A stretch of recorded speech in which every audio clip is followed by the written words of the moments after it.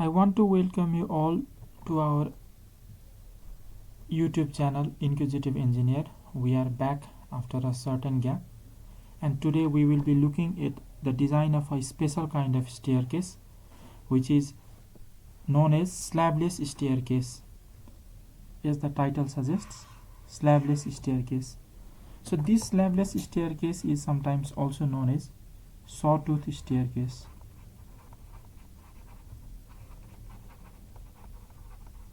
Sawtooth staircase, or you may also call this staircase as the trade riser staircase.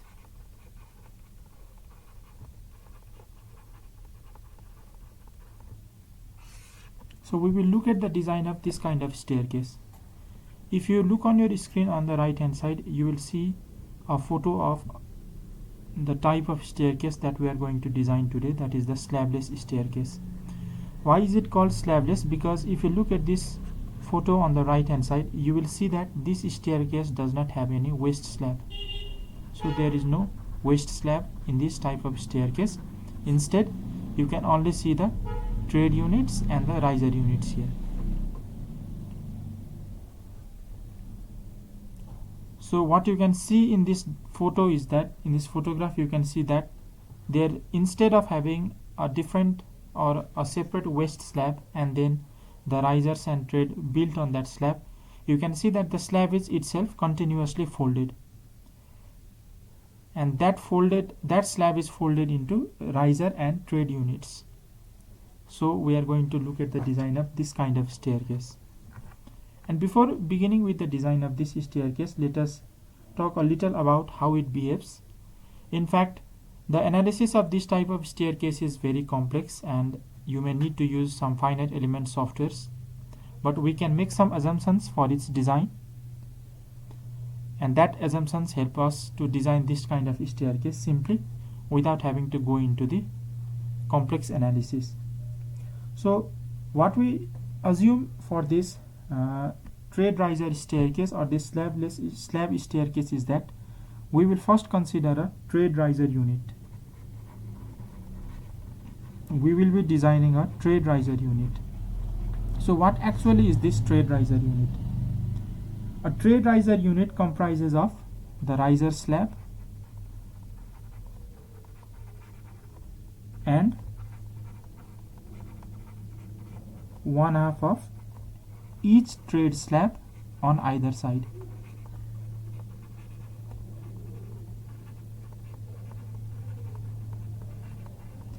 So for the design of this kind of stair, we consider a trade riser unit which consists of riser slab in the middle and one half of each trade slab on either side of the staircase. That means if you look at the diagram, so this is our trade riser unit. So if we consider the width of this trade riser unit is T, then as we saw from the definition here, first it consists of one riser slab whose thickness we will assume it T. So this is our riser slab here. This middle portion is our riser slab. Its thickness we call it T, and the remaining width of this trade riser unit is capital T minus small t divided by 2 on either side. Capital T minus small t divided by 2. And the total width of this trade riser unit is capital T. So these trade riser units, they are assumed to behave independently as a beam with a Z section. As you can see here, this is similar to a beam with a Z section. So in fact, we will assume during our design process that each trade riser unit, which we discussed here, behaves independently as a beam with Z section. And if you remember, this assumption is similar to the assumption that we make for the design of one-way slab.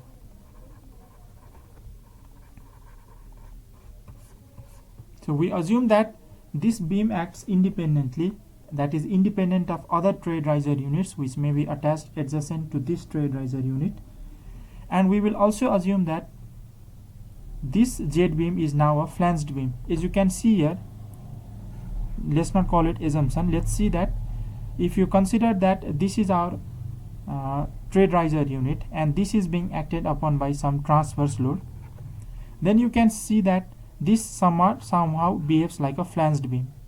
So this is flange on one side and this is flange on another side.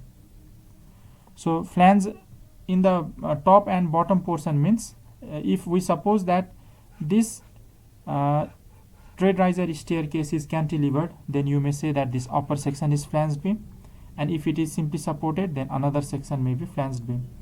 So from this diagram you can see that this beam behaves as a flanged beam and it is transversely loaded from the upward direction. The dead loads and the live loads may be transversely acting on this trade riser unit. So for convenience, what we do is we neglect or we ignore the flange portion of the beam. We ignore this flange portion, we ignore this flange portion, and we only consider the rectangular portion of the riser slab. So this is some of our assumption that we will be using during the design of this trade riser unit. And we can see from here, since we have considered this as a beam here, now we are considering only this rectangular slab portion of riser. The depth of our beam will be, if we consider that this distance is capital R, which refers to the height of the riser unit, and this is the thickness of the slab, which small t, then we can see that the overall depth of the beam will be capital R plus capital small t, capital R plus small t. And this depth of the beam will be responsible for resisting the transverse load that is coming onto this trade riser unit. So in the right hand side in this diagram below, you can see the detailing of this trade riser staircase.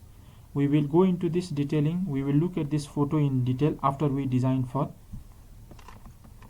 this type of staircase. So first let's begin with the design. So for design we will have certain assumptions or certain given values at the very beginning. Let us suppose that our riser is 150 mm. This means this capital R is given as 150 mm. Trade is given as 300 mm. This trade means this total length, capital T. This is given as 300 mm. Let us consider the grade of concrete to be M20 grade, and let us consider the steel grade to be mild steel, that is Fe 250 steel. And finally, let us consider the width of the staircase to be 1.5 meter. That means if you look at this photo here, this distance is 1.5 meter. So we are given with this data and we are going to design for the staircase now. So before beginning the design, now we have to consider this small t here. We have got the value of capital R, we have got the value of capital T. Now we can see that the thickness of this riser slab, which is vertical, is also small t, and the thickness of this trade slab or this slab is also small t. So first let us consider this thickness, small t. Experiments have shown that, or if you look at the design of this staircase in the books of reinforced concrete design, then you can see that thickness of 100 mm might be sufficient. So for now let us consider this thickness to be 100 mm. So after considering this thickness, now let us come to load calculation first. Let us calculate the dead loads. So two dead load will be acting on this staircase. One is the self weight of the trade and another is the floor finishing or the finishes that are applied on this staircase. So first, the self weight of trade.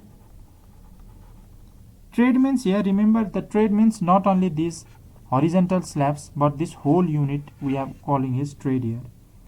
So to calculate the self weight of this trade, what you can do is you can calculate the area of this whole trade and then multiply that area with the unit weight of concrete to get this self weight in per unit meter. As we have already discussed, we are going to design this riser trade unit similar to one-way slab. If you remember, we designed a one-way slab for a strip of unit width.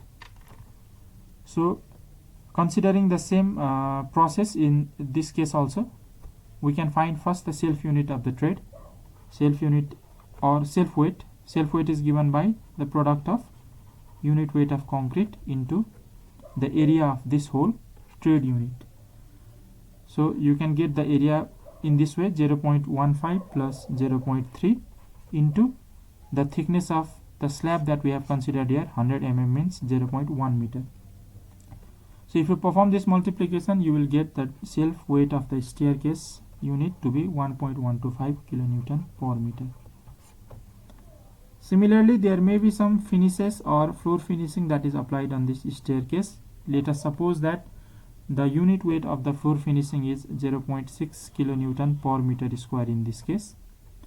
If you multiply it by the width of this unit, that is 300 mm or 0.3 meter, you will get the weight of this finishes in kilonewton per meter. It comes out to be 0.18 kilonewton per meter. Add these two dead loads, you will get the value to be 1.305 kilonewton per meter. To find the ultimate dead load, since we are using limit state method, we have to apply load factor to this value here. Let us consider that to be 1.5 into 1.305. You get the dead load to be 1.958 kilonewton per meter. So this is our dead load. And then we come to the calculation of live load. So to calculate live load, there are two alternatives. The first alternative is we consider UDL live load. Let us consider the magnitude of this UDL live load to be 5 kilonewton per meter square. Then we get this ultimate live load by multiplication of 1.5. Since we have calculated the dead load in terms of kilonewton per meter, let us calculate live load also per meter width. So what we will multiply this 5 kilonewton per meter square again with the width of this trade slab, which is capital T, that is 0.3 meter. So in this way you get this to be 2.25 kilonewton per meter. So this is one alternative to calculate live load. Another alternative is to consider that there is a point load at the free end of the staircase.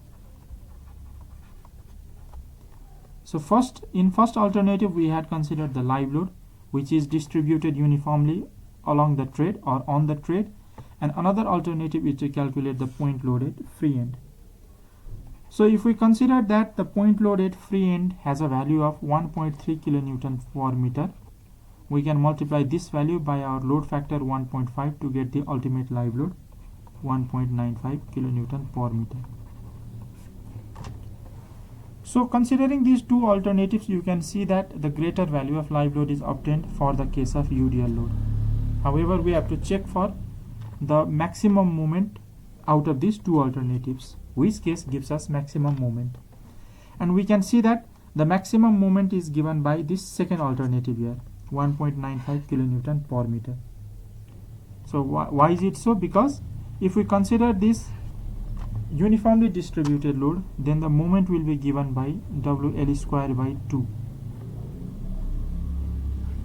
But if we are considering this point load at free end, the moment is given by WL only. So if you compare in these two cases, here L is the width of our staircase, which is 1.5 meter.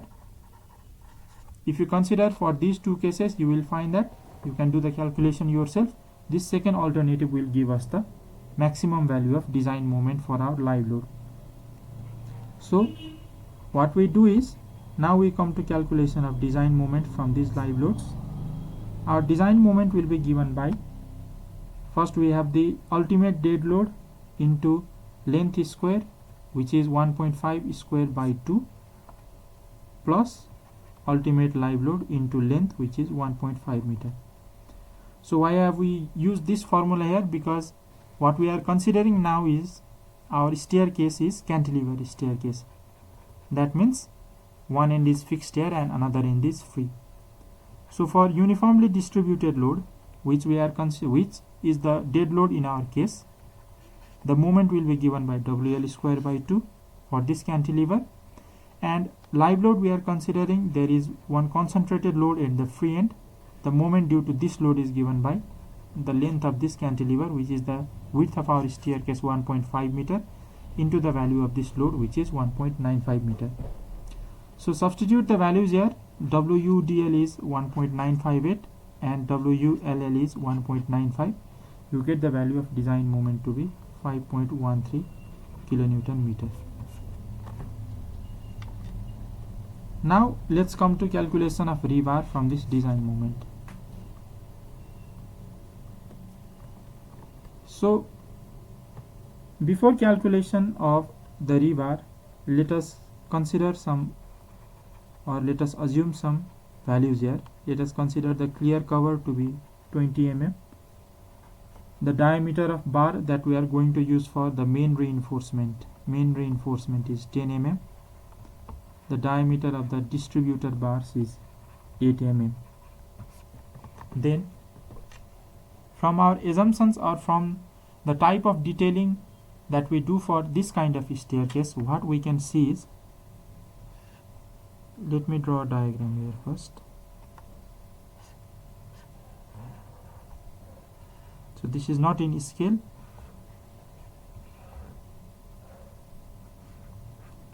So let us consider, or as we discussed, this is our one trade riser unit.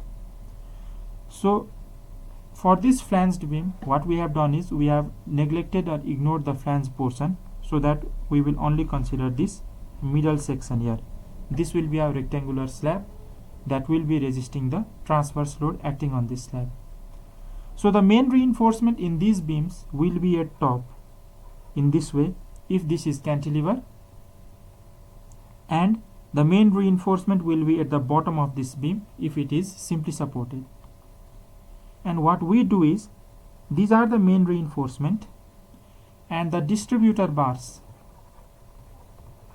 These distributor bars are provided along the width of this staircase in the form of stirrups. So what we will do is, one stirrup we will be providing here and another stirrup will be providing in this way. So in this way we will be providing the distributor bars in the form of closed stirrups. So what we have to do is, these four will be the main reinforcement, these two in the case of cantilever beam and these two in the case of simply supported beam. What we have to do is, if you see here, we have to use a nominal bar of certain diameter, for example 8 mm diameter at this end, because this is the place where this bent bar is bent to form the closed space stirrups. So to hold this stirrup together, we have to use a nominal bar here and also another nominal bar here. In this way, for this section also you can draw two main reinforcement here and one nominal bar here. So remember, this is our main reinforcement, this is our main reinforcement. These closed stirrups are our distributor bars, and this bar here and this bar here, these are just bar of nominal diameter for holding the stirrups in place. So if I zoom this figure out here, what you can see is, first we have some clear cover here, and then we have this distributor bar, and above this distributor bar we have this main reinforcement. So the effective depth, which we will only represent as D for this case, will be the total depth of our beam. And remember, the total depth of our beam is distance from here to here. So this distance is 150, which is our riser, and this thickness 100 mm. So this is 150 plus 100 mm minus clear cover 20 mm minus the diameter of this distributor bar 8 mm minus the half the diameter of this main reinforcement, which is 10 by 2. So in this way you can calculate the effective depth. This comes out to be 217 mm. So now we have effective depth and we have the moment for which we have to design this slab. We can use the formula to calculate the main reinforcement. and this AST required is given by the formula for PT limiting, which is given as FCK divided by 2FY 1 minus square root of 4.6 MU divided by FCK BD square. So use this formula. We have got MU here, we know FCK and FY we have 250 and FCK we have 20. This B is our trade size, which is given as 300 mm, 0.3 meter, and this D is the effective depth, which we have got as 217 mm. If you use this formula, you will get the value of AST to be 111 millimeter square. Let us suppose that we are using two 10 mm dia bars. The area comes out to be 157 mm square, which is greater than the required reinforcement of 111 millimeter square. So these two bars are our main reinforcement of two 10 mm dia bars.